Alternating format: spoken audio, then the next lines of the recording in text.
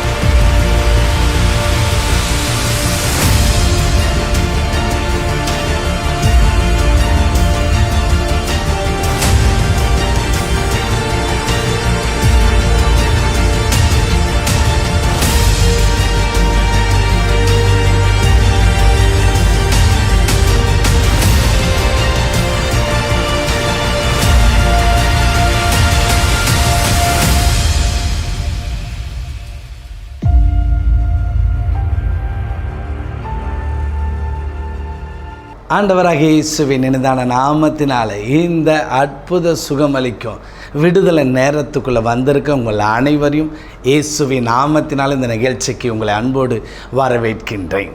கர்த்தருடைய வார்த்தையும் அவருடைய பிரசனமும் உங்களுக்காகவும் நான் ஜெபிக்க இருக்கிறேன். அதற்கு முன்பாக நம்ம ஒரு அற்புதமுள்ள ஒரு சுகமளிக்கிற ஒரு விடுதலையை இயேசு நம்முடைய ஊழியத்திலிருந்து செய்திருக்கிற அந்த மகத்தான அற்புதமுள்ள சாட்சியை நீங்கள் பார்க்கும்படி உங்களை நான் அன்போடு கேட்கிறேன். ஏனென்றால் அந்த குடும்பத்தின் வாழ்க்கையில் அந்த குடும்பத்தில் ஒரு நிம்மதி இல்லாமல் போய்விட்டது. அந்த குடும்பத்தில் நிம்மதி இல்லை, தூக்கம் இல்லை, சந்தோஷம் இல்லை, எல்லாம் அந்த வீட்டுக்குள்ளே ஏதோ ஒரு துக்கம் சூழ்ந்து கொண்டு இருந்தது, ஒரு வேதனை நிறைந்திருந்தது. தாய்க்கும் நிம்மதி இல்லை, தாயாலையும் வேலைக்கு போக முடியல. ஏன் அந்த மகள் மரண அவஸ்தைப்பட்டா, சாப்பிட முடியல, தூங்க முடியல, படுக்க முடியல, எலும்பு வலிகள் தாங்க முடியாத நிலைமையில் இருந்த அந்த மகள் வாழ்க்கையில் நடந்த அந்த அற்புதமுள்ள சாட்சி, அந்த மகளே சொல்கிறத நீங்கள் கேட்பீங்கன்னா அந்த மகள் பட்டிருக்கிற வேதனை எப்படி இருக்கும் பாருங்கள்.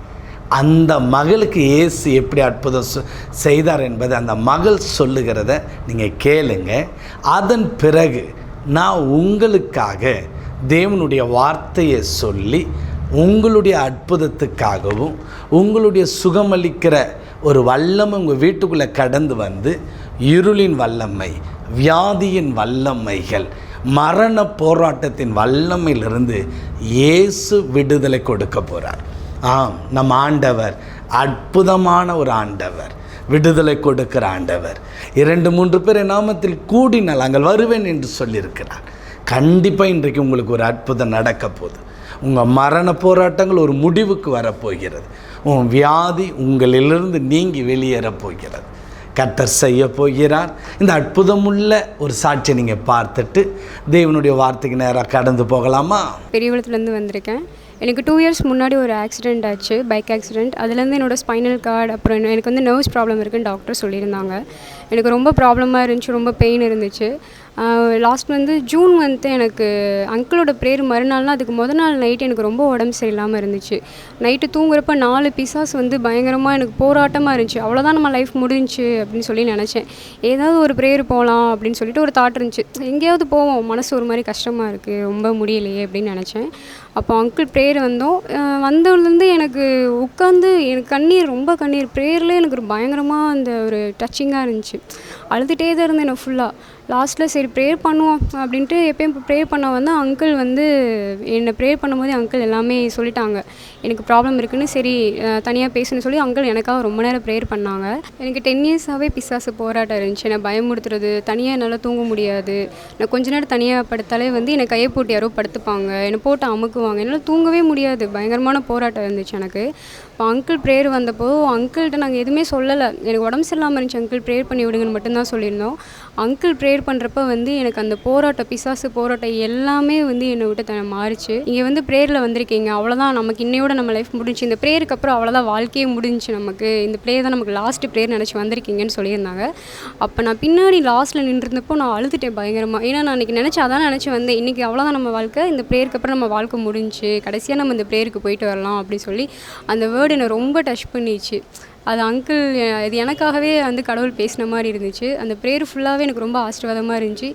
அப்புறம் நான் தைலம் தேய்க்காம என்னால் இருக்கவே முடியாது, அவ்வளோ பெயின் இருக்கும். இந்த 3 வருஷத்தில் வந்து நான் ஆக்சிடெண்ட்டுக்கு அப்புறமா 3 வருஷம் ஆச்சு, தைலம் தேய்ச்சிட்டு தான் இருப்பேன். நான் அமிர்தாஜன் இல்லாமல் என் வாழ்க்கையே கிடையாது. இல்லைனா ஒரு ஆயில் எதுக்காவது இருந்துகிட்டே தான் இருக்கும், என் பேக்லேயே இருக்கும். கிளாஸ் போனாலும் எங்கே போனாலும் ஆயில் இருக்கும். இந்த லாஸ்ட் 1 மந்த்தாக அங்கிள் ப்ரேயருக்கு அப்புறமா வந்து அமிர்தாஜன் வந்து நான் வாங்கவே இல்லை. காலியான டப்பா காலியாகவே தான் இருக்குது. எனக்கு பெயின், ஸ்பைனல் கார்ட் பெயின் இன்னும் வரவே இல்லை. இன்றைக்கி நான் நல்லா இருக்கேன். இன்றைக்கி எவ்வளவோ என்னோடய லைஃப்பில் வந்து மாற்றம் இருக்குது. கடவுள் தான் எனக்கு இந்த ஆசீர்வாதத்தை கொடுத்தாரு. அங்கிள் ஒரு ஆயில் கொடுத்துருந்தாங்க. அந்த ஆயில் சாப்பிட வந்து எனக்கு ஸ்டொமக் முன்னாடிலாம் வந்து ரொம்ப பெயினாகவே இருக்கும். என்ன சாப்பிட்டாலும் வந்து ஒரு மாதிரி பெயினாக டிஸ்டர்ப் ஆகிரும், ரொம்ப ஒரு மாதிரியாக இருக்கும். அங்கிள் ப்ரேயருக்கு அப்புறமா அந்த ஆயில் கொடுத்தாங்க. ஆயில் ஊற்றி சாப்பாட்டில் சாப்பிட சொன்னாங்க. அந்த ஆயில் தான் வந்து எனக்கு ரொம்ப ஸ்பெஷல். சாப்பிட எனக்கு என்னோடய உடம்பும் சரி, என்னோடய மனசும் சரி இப்போ நல்ல மாற்றத்தை கொடுத்துருக்கு. எனக்கு நல்லா இருக்குது, இப்போ நான் நல்லா இருக்கேன். ஆண்டவர் தான் வந்து எனக்கு இந்த சுகத்தை கொடுத்துருக்காரு. கர்த்தருக்கு ஸ்தோத்திரம்.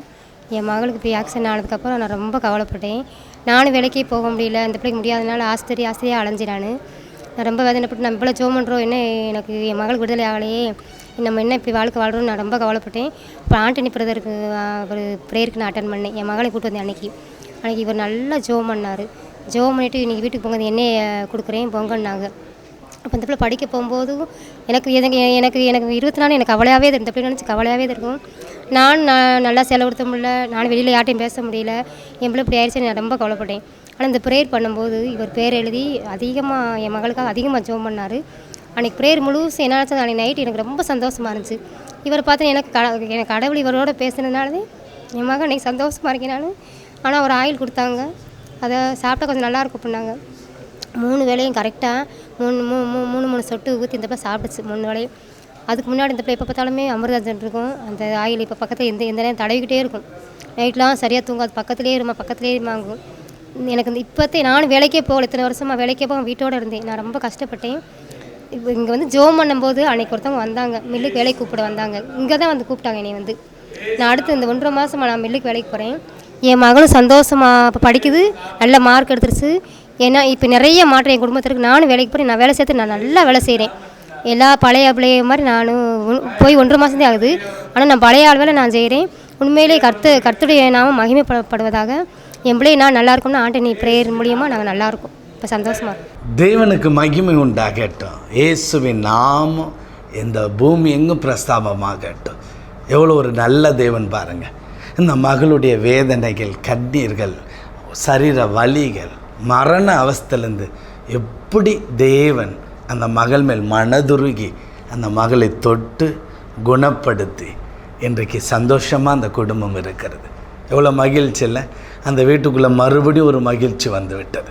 அவங்க அம்மா சொன்னதை கேட்டிருப்பீங்க, அந்த மகள் சொன்னதை கேட்டு அவள் நிம்மதியாக தூங்கியிருப்பாள்.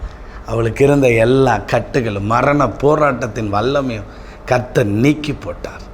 இன்றைக்கு அதே தேவன் தான் உங்கள் வாழ்க்கையில் அதை செய்ய போகிறார். அந்த மகளுக்காக நாங்கள் ஜெபித்தோம். நாங்கள் அந்த பெரிய குளத்தில் அற்புத சுகமளிக்கிற கூட்டம் ஒவ்வொரு மாதம் 2வது சனிக்கிழமையில் அங்கே நடைபெற்று வருது. அங்கே எத்தனையோ மக்கள் வந்து விடுதலையும் சுகத்தையும் பெற்று போகிறார்கள். அதில் அற்புதமாக அந்த மகள் சொல்கிறத கேட்டுவேன். இன்றைக்காவது கடைசி அந்த கூட்டத்தை நான் அட்டன் பண்ணுறேன், இன்றைக்காவது போகிறேன்ட்டு அந்த மகள் அவள் அங்கே வந்து உட்கார்ந்துருக்கும் பொழுது அவள் அங்கே வந்து உட்கார்ந்ததிலிருந்து ஒரு வல்லமை அந்த மகளை ஆட்கொண்டது. இன்றைக்கு அதே போல் ஒரு வல்லமை உங்களை ஆட்கொள்ளப் போகிறது. உங்களுடைய சரீரத்தில் இருக்கிற எல்லாம் வேதனைகள், வலிகள், கவலைகள், போராட்டங்கள், சத்துருவின் தந்திரமான கிரியைகள் அனைத்தையும் கர்த்தர் அதை பிடுங்கி வெளியே எறிய போகிறார். இன்றைக்கு கர்த்தர் உங்களுக்கு சொன்னது என்ன தெரியுமா? அந்த வார்த்தையை நான் படிக்கிறேன். யோவான் 4வது அதிகாரம் 50வது வசனம். இயேசு அவனை நோக்கி, நீ போகலாம், உன் குமாரன் பிழைத்திருக்கிறான். இன்றைக்கு கர்த்தர் உங்களை பார்த்து சொல்லுகிறார், உன் குடும்பத்தில் உன் குமாரன் பிழைத்திருக்கிறான், உன் மகள் பிழைத்திருப்பாள், உன்னுடைய தகப்பனார் பிழைத்திருப்பார், உன் தாயாரை கர்த்தர் பிழைத்திருக்க பண்ணுவார்.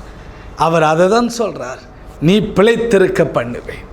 எவ்வளோ ஒரு நல்ல ஆண்டவர் இந்த இடத்துல எழுதப்பட்டிருக்குது. ஏன் அந்த மனிதனை குறித்து இயேசு அப்படி சொல்லுகிறார்? அந்த வசனத்தை இயேசு சொல்கிறதுக்கு காரணம் என்ன? அந்த தகப்பனார் ஏன் அந்த இயேசுவை பின்தொடர்ந்து வர காரணம் என்ன? நடந்த சம்பவம் என்ன? வேதத்தில் வாசிக்கிறோம். அதில் 47வது வசனம், இயேசு யூதாவில் இருந்து கலிலேயாவுக்கு வந்தார் என்று அந்த மனுஷன் கேள்விப்பட்ட போது அவரிடத்திற்கு போய் தன் மகள் மரண அவஸ்தையாய் இருந்தபடினால் அவனை குணமாக்கும்படி வர வேண்டும் என்று அவரை வேண்டிக் கொண்டான்.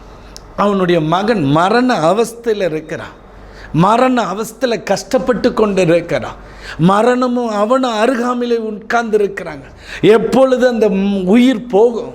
இந்த உலகத்தில் 10 மாதம் சுமந்து எடுத்து அந்த மகன் சந்தோஷமாக எல்லாரையும் போல் வாழணும் இல்லை, எல்லாரும் போலையும் வளரணும் இல்லை, நல்லா படிக்கணும், நல்ல நிலைமைக்கு வரணும், அவனுக்கு கல்யாணம் ஆகணும், அவனுக்கு ஒரு சந்ததி, அவனோட எதிர்காலம் நல்லா இருக்கணும் இல்லை. அப்படி தானே அவங்க பெற்றோர் அந்த குழந்தையை பெற்றெடுத்திருப்பாங்க. ஆனால் இன்றைக்கு அந்த குழந்தை மரண அவஸ்தையில் இருக்கிறது. எத்தனை வேதனை பாருங்கள், எத்தனை கண்ணீரோடு இருந்திருப்பான் அந்த தகப்பனார். நல்லா யோசிச்சு பாருங்கள். அந்த குழந்தை பெற்றெடுக்கும்போது ஆண் குழந்தை பெற்றெடுத்த எவ்வளோ மகிழ்ச்சியாக இருந்திருப்பான். அவன் சொந்த பந்தத்துக்கெலாம் எவ்வளோ சொல்லியிருப்பான். இன்றைக்கி அந்த குழந்தை தான் மரண அவஸ்தையில் உட்கார்ந்து இருக்கிறது, மரண அவஸ்தையில் கஷ்டப்பட்டு இருக்குது. இதனால் அவன் நிம்மதியாக தூங்கலை, இவன் இதனால் நிம்மதியாக சாப்பிடலை. எத்தனை வேதனை! அவன் அலைந்து கொண்டு இருக்கிறான்.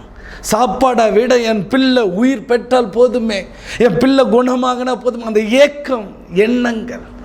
இன்றைக்கு அதுதான் இந்த உலகத்தில் அப்படி தான் மக்கள் ஓடிக்கொண்டு இருக்கிறான். நல்ல ஆசீர்வாதமாக வளர்ந்து வரும்பொழுது ஏற்படுற ஒரு பெரிய பிளவு, ஒரு ஆபத்து, ஒரு வேதனை அந்த குடும்பத்தை நிராகதியாக ஆக்கி விடுகிறது, நிம்மதி இல்லாமல் ஆக்கிறது. சந்தோஷம் அந்த வீட்டில் போகுது.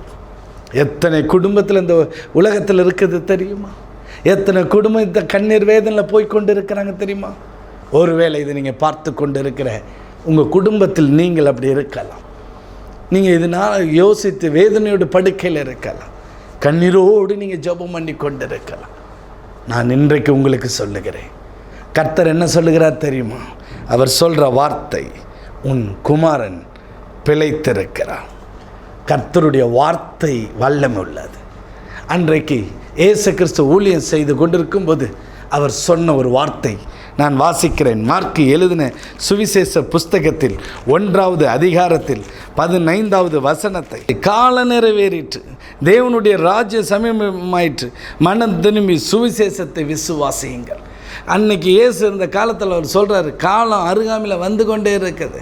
எல்லா காலத்திலும் எல்லோரும் வர்றாங்க போகிறாங்க, அவங்க காலம் முடிந்து போய் விடுகிறது. காலத்தின் அளவு நம்ம புரிந்து கொள்ளணும்.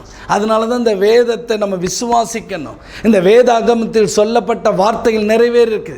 ஆண்டவர் குறித்திருக்கிற ஒரு காலம் இருக்கிறது. ஆண்டவர் இந்த உலகத்தில் ஒரு மனிதனுக்கு குறித்திருந்த காலம் 120 வயது வரைக்கும். ஆனால் தேவ மனிதர்களோடு கர்த்தர் இடைப்பட்டு தேவ மனிதர்கள் சொன்ன கால அளவு என்ன தெரியுமா? 70லேருந்து 80 வயது வரைக்கும்.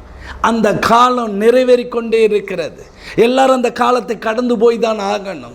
எல்லாரும் 70-80 கடந்து போய் தான் ஆகணும். ஆனால் அதுக்கு முன்பாக, அதாவது வாழ வேண்டிய வயதுக்கு முன்பாக சில குடும்பத்தில், சில வீட்டில் அகல மரணங்கள் ஏற்படுகிறது. ஏன் இது ஏற்படுகிறது? இது ஏற்பட காரணம் என்ன? நன்றாய் புரிந்து கொள்ளுங்க. வேதம் சொல்லுகிறது, என்னுடைய ராஜ்யம் உங்கள்கிட்ட வரணும். கர்த்தருடைய ராஜ்யம் உங்கள் வீட்டுக்குள்ளே நுழையும் பொழுது அங்கே வேற ஒரு ராஜ்யம் இருக்காது. அது எப்படிப்பட்ட ராஜ்யம்? மத்தேயு எழுதின சுவிசேஷ புஸ்தகம் 4வது அதிகாரத்தில் எழுதப்பட்டிருக்கு. பாருங்களேன், அவர் சொல்கிறாரு, இருளில் இருக்கிற ஜனங்கள் பெரிய வெளிச்சத்தை கண்டார்கள், மரண இருளின் திசையில் இருக்கிறவர்களுக்கு வெளிச்சம் உதித்தது என்றார். நல்லா கவனிச்சுக்கிங்க. இருளின் வல்லமை ஒரு குடும்பத்தின் மேல் போராடும் பொழுது அங்கே மரணத்தின் வல்லமை போராடும். இருள் ஒரு வீட்டுக்குள்ளே நுழைந்து கிரியை செய்யும் பொழுது அங்கே வியாதிகள், கஷ்டங்கள், கடினங்கள், பிசாசின் போராட்டங்கள் எல்லாம் செயல்பட்டு கொண்டு இருக்கும். அதனால தான் இயேசு சொல்றாரு, என் வசனத்தை நீ விசுவாசிக்கும் பொழுது, என்னை நீ நம்பும் பொழுது, என்னுடைய ராஜ்யத்தின் வல்லமை உன் வீட்டுக்குள்ள நுழைந்து உன் வீட்டுக்குள்ள போராடுகிற எல்லா இருளின் வல்லமைகளை கர்த்தர் துரத்தி அடிப்பார். எத்தனை மகிமையான கர்த்தர்! இன்றைக்கு அந்த மகளுக்கு அதே அற்புதத்தை கர்த்தர் செய்தார். யார் செய்தது? இயேசுதான் செய்தார். எப்படி செய்தார்? அந்த மகள் புறப்பட்டு வரா. நல்லா கவனிச்சு பாருங்க. இயேசு கிட்ட அற்புதம் பெற்றுக்கொள்றதுக்கு அன்னைக்கு அந்த தகப்பனர் தன் மகனுக்காக இயேசு அந்த பட்டணத்துக்கு வந்திருக்கிறார், போறாரு, அவர் தேடி போறாரு. நல்லா கவனிச்சு பாருங்க. அந்த மகனுக்காக அவங்க வேண்டிக் கொள்ள போறாரு. அற்புதம் நடக்கலையா? அப்போஸ்தல காலத்தில் எல்லாம் வியாதி பிடிச்ச, நோய் பிடிச்சவன் அப்போஸ்தலருடைய பாதத்தில் கொண்டு வந்து வைத்தார்கள். அவர்களை கர்த்தர் சுகமாக்கினார் அவர்கள் கரத்தில் இருந்து. இன்றைக்கு அதே போலத்தான் நம்முடைய ஊழியத்திலும் எத்தனையோ பாடுகள் நிறைந்த வேதனையோடு, வியாதியோடு, பிசாசின் போராட்டம், மந்திர போராட்டத்தில் வருகிற ஒவ்வொரு ஜனங்களையும் இயேசு தொட்டு சுகமாக்குறார். நாங்கள் செய்து ஒன்று தான், அவரை விசுவாசிக்கத்தக்கதாக விதத்தில் இந்த வார்த்தையை நாங்கள் சொல்லுகிறோம். அந்த மக்கள் விசுவாசிக்கிறாங்க. அவர்கள் அந்த வசனத்தின் வல்லமையில் ஆட்கொள்ளப்படுகிறாங்க. அந்த வசனம் அவர்களுக்கு அற்புதத்தையும் விடுதலையும் கர்த்தர் செய்து கொண்டிருக்கிறார். இன்றைக்கு அதே இயேசு உங்களுக்கு அற்புதம் செய்வார். ஆனால் நீங்கள் ஒன்று விரும்ப வேண்டும், இந்த வசனத்தை நீங்கள் விசுவாசிக்க வேண்டும். ரெண்டாவது, அவருடைய ராஜ்யம் உங்கள் வீட்டுக்குள்ளே வரணும். நீங்கள் அதைத்தான் கேட்கணும். ஆண்டவரே, உம்முடைய ராஜ்யம் என் வீட்டுக்குள்ளே வரட்டும், இருளின் ராஜ்யம் எங்கள் வீட்டை விட்டு விலகட்டும் அப்பா, நீங்கள் வாங்க ஆண்டவரே, நீங்கள் வாங்க ஆண்டவரே, அப்படி கேட்கணும். ஆனால் அதுக்கு அவர் காரியத்தை சொல்கிறார், மனம் திரும்பி. என்ன விஷயம் புரியுதா? மனம் திரும்பு அப்படின்னா என்ன? நீ யாரையோ பார்த்ததெல்லாம் போதும். இன்னைக்கு உன்னை சிருஷ்டித்தவரும் உன் தாயின் கர்ப்பத்தில் உன்னை உருவாக்கினவருமாக ஆண்டவராக இயேசு கிறிஸ்துவிட்ட மனம் திரும்பு. இயேசுவை நோக்கிப்பார். நீ எல்லார்கிட்டையும் ஓடி பார்த்தல, ஒன்றுமே கிடைக்கல. இப்போ நீங்கள் இயேசுவை நோக்கி பாருங்க. நீ மனிதனை நோக்கி ஓடாத, மனிதனை நம்பி ஓடாத, மந்திரவாதிகளை நம்பி ஓடிடாத. ஓ, இங்கே அற்புதம் நடக்குது அப்படி ஓடாத. இயேசுவே எனக்கு இறங்குங்கப்பா, இறங்குக்குப்பான்ட்டு கே. அந்த மகனுக்கு நடந்த ஒரு பெரிய அற்புதம் பாருங்க. இயேசு இடத்துல போய் அவங்க கேட்குறாங்க. அந்த வசனத்தை நான் மறுபடியும் படிக்கிறேன் பாருங்களேன். அப்பொழுது இயேசு அவனை நோக்கி, நீங்கள் அடையாளங்களை அற்புதம் காணாவிட்டால் விசுவாசிக்க மாட்டீர்கள் என்றார். அதற்கு ராஜாவின் மனுஷன், ஆண்டவரே, என் பிள்ளை சாகிறதுக்கு முன்பே வர வேண்டும் சொன்னான். அவன் சொல்கிறான், அவனுக்குள்ள ஒரு நம்பிக்கை இல்லை. அற்புதம் நடந்தால் தான் அவன் பார்க்க போகிறான். அதுக்கு அவன் சொல்கிறான், என் பிள்ளை இறந்துற போது நீங்கள் சீக்கிரம் வாங்க. அவரை கட்டாயப்படுத்துகிறான். ஆனால் ஆண்டவர் சொல்கிற வார்த்தை பாருங்கள்ல. அவர் சொல்கிறாரு, இயேசு அவனை நோக்கி, நீ போகலாம், உன் குமாரன் பிழைத்திருக்கிறான். நல்லா கவனிச்சிங்க. அந்த மனுஷன் இயேசு சொன்ன வார்த்தையை நம்பி போனான். இன்றைக்கு நீ எதை நம்புகிற? நீ எதை நம்புகிற? அற்புதம் நடந்தால் தான் இயேசுவை நம்புவீங்களா? ஆண்டவர் சுகமாக்கி எழுந்து நடந்தால் நம்புவீங்களா? இல்லை இல்லை இல்லை இல்லை. நீ முதலாவது இயேசுவையும் அவர் வசனத்தையும் நீ விசுவாசிக்க வேண்டும். அதைத்தான் நான் மார்க் 1:15 சொன்னேன். சுவிசேஷத்தின் வசனத்தை விசுவாசித்தார்கள். நீ விசுவாசிக்கணும் அவருடைய வசனம். இன்றைக்கு இந்த நாளில் நீ அற்புதத்தை, அடையாளத்தை பார்த்தா தான் நம்புவேன்னா, உன்னை போல ஒரு பரிதபிக்குரிய ஒரு மனிதன் இருக்க முடியாது. அந்த மனுஷன் அவரை வற்புறுத்தமாக சொல்கிறார், நீ போகலாம், உன் மகன் பிழைத்திருக்கிறான். இந்த வேதத்தை நம்பு, இந்த வேத வசனத்தை நம்பு. கர்த்தர் கண்டிப்பாக ஒரு அற்புதம் நடக்கிறது. உன் மகன் பிழைத்திருப்பான், உன் தாய் பிழைத்திருப்பான். இன்றைக்கு உனக்கு, உன் குடும்பத்துக்கு, உன் பிள்ளைக்கு, உன் வீட்டில் யாரோ ஒரு நபர் மரண தருவாயில் இருக்கிறாங்க, அவர்கள் சுகமாகும்படி நான் ஜெபிக்க போகிறேன். என்னோடு இணைந்து ஜெபிப்பீங்களா? Thank you father, thank you holy ghost. பரிசுத்த ஆவியானவரே, ஓ சோதரிக்கிறான், அவன் பிழைத்திருக்கிறான். இன்றைக்கு யார் யாரெல்லாம் மரண படுக்கையில் தன் குடும்பத்தில் யாரோ ஒரு நபருக்காக கண்ணீர் வடித்து கொண்டு இருக்கிறார்களோ, கண்ணீர் வடித்து கொண்டு இருக்கிறார்களோ, அந்த வீட்டுக்குள்ளே நீங்கள் இறங்கி வரணும்ப்பா, இறங்கி வரணும்ப்பா. தயவு செய்து இறங்கி வாங்க ஆண்டவர். இயேசுவே இறங்கி வாங்க, இயேசுவே இறங்கி வாரும். யார் யாரெல்லாம் மரண நோயினால் கஷ்டப்பட்டு இருக்கிறாங்களோ, மரண போராட்டத்தில் இருக்கிறாங்களோ, பிசாசினால் கொடிய வேதனையில் இருக்கிறார்களோ, அவர்கள் எல்லாரையும் நீங்கள் விடுதலை பண்ணும்படி இந்த நேரத்தில் உம்மை நோக்கி நான் கூப்பிடுகிறப்பா, உம்மை நோக்கி கூப்பிடுகிறப்பா. இப்பொழுது இதை பார்க்குற என் சகோதரனை சகோதரி, இயேசுவை நோக்கிப்பார், அவரை கூப்பிடு, அவரை கூப்பிடு. ஓர் தெய்வீக வல்லமை இறங்கி வருது, தெய்வீக வல்லமை வீட்டுக்குள்ளே வரட்டும். இன்றைக்கு நீ மனம் திரும்பு, இன்றைக்கி நீ மனம் திரும்பு. இருளின் வல்லமைகளை நோக்கி நீ போயிருந்தால், இயேசுவே நான் இருளின் வல்லமைகளை நீ நாடாதபடி தேவனுடைய ராஜ்யத்தை நான் நாடுகிறேன்ப்பா, தேவனுடைய வார்த்தையை நம்புகிறேன் அப்படின்ட்டு உங்கள் இருதயத்திலேருந்து ஒப்பு கொடுத்து பாருங்கள். ஒரு வல்லமை வெளிப்படும், ஒரு வல்லமை வெளிப்படணும். அன்பு தகப்பனே, இன்றைக்கி யார் யாரெல்லாம் இப்படி ஜெபம் பண்ணி கொண்டு இருக்கிறார்களோ, உங்களுடைய கரம் அவங்க வீட்டுக்குள்ளே கடந்து வரட்டும். அந்த வீட்டுக்குள்ளே தேவ வல்லமை இறங்கி வரட்டும், தேவ வல்லமை இறங்கி வரட்டும். தன் மகள் படுகிற மரண அவஸ்தையை பார்த்து கொண்டு இருக்கிற அந்த சகோதரி, ஓ இந்த நேரத்தில் உன் மகளை கர்த்தர் பிழைத்திருக்க பண்ண போகிறார். இப்பொழுதே அவளை மூடி இருக்கிற மரண கட்டுகள், மரண நோய்கள், ஓ வேதனை படுத்துகிற ஆவிகள் இயேசுவின் தழும்புள்ள கரத்தினால அந்த மகளை விட்டு வெளியேறும்படி சொல்லி ஜெபிக்கிறேன், வெளியேறும்படி சொல்லி ஜெபிக்கிறேன். இயேசுவின் நாமத்தில் வெளியேறட்டும் ஆண்டவர். கர்த்தருடைய வல்லமுள்ள நாமத்தில் கட்டளை கொடுக்கிறேன். எல்லாம் மரண கட்டுகள் அறுக்கப்படட்டும், இருளின் வல்லமைகள் அழிக்கப்படட்டும். அந்த குடும்பத்தை பின் தொடர்கிற எல்லா இருளின் உருவங்கள் இயேசுவின் நாமத்தில் வெளியேறு. அந்த மகளை விட்டு வெளியேறு, அந்த குடும்பத்தை விட்டு வெளியேறு. ஓ அவங்க குடும்பத்தில் எப்பொழுதும் விபத்து, ஆபத்து, பிள்ளை வண்டி ஓட்டி போகும்போது விபத்தை உண்டு பண்ற, பின்னாடி பின் தொடர்கிற அந்த இருளின் ஆவி, மரண கட்டுகள் இயேசு நாமத்தில் அழிக்கப்படட்டும், அழிக்கப்படட்டும், எரிக்கப்படட்டும். அந்த வீட்டுக்குள்ள இருளின் பலன் குறுகி போகட்டும். இருளின் பலத்தை இயேசு நாமத்தில் அழித்து போடுகிற, அந்த வீட்டை விட்டு விலகு. வியாதியின் வல்லமை அழித்து போடுகிற, நோயின் வல்லமைகளை அழிக்கிற, இப்பொழுது அந்த ஆவிகளை சபிக்கிற, இப்பொழுது அந்த வீட்டை விட்டு புறப்படு, பிள்ளைகளை விட்டு புறப்படு இயேசுவின் நாமத்தினால. ராஜா நன்றி, ராஜா நன்றி தகப்பனே.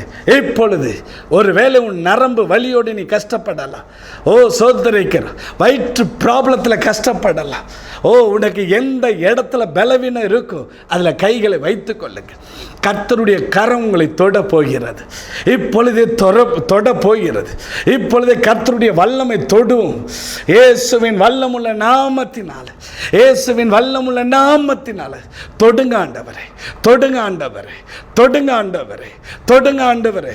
Touch in the glory to Jesus. இயேசுவின் தழும்புள்ள கரத்தினால் எல்லா கண் பிரச்சனைகள் சுகமடைவதாக, தலை நரம்புகள் சுகமடைவதாக. நிற்க முடியாமல் எப்பொழுதுமே வண்டியில் தள்ளி கொண்டு இருக்கிற நிலைமை மாறி இப்பொழுது அந்த நரம்புகள் இயேசு நாமத்தில் சுகமாகி நல்லா நடக்கும்படி இயேசு நாமத்தில் கட்டளை கொடுக்கிறேன். எல்லா கால்கள் பலனடையட்டும், நரம்புகள் சுகமடையட்டும். இப்பொழுது நரம்புனால ஏற்பட்ட பாதிப்புகள் இப்பொழுது நசரேனாகிய இயேசு நாமத்தில் சுகமடைவதாக.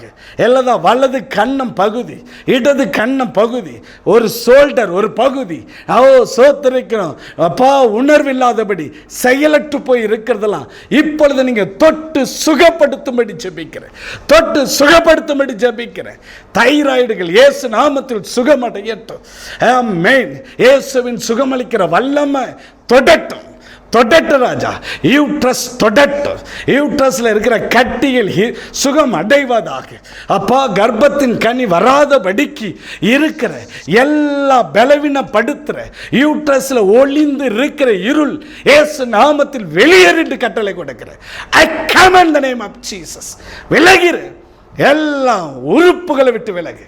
எல்லா பித்த பையில, கிட்னியில் ஸ்டோன்களை உண்டு பண்ணி இருக்கிற, குடல்களுக்குள்ள மாறி மாறி போராடுகிற எல்லா வலிகள் இயேசு நாமத்தில் சுகமடைவதாக. மரண அவஸ்தை நோய்கள் விலகி போகட்டப்பா, விலகி போகட்டப்பா.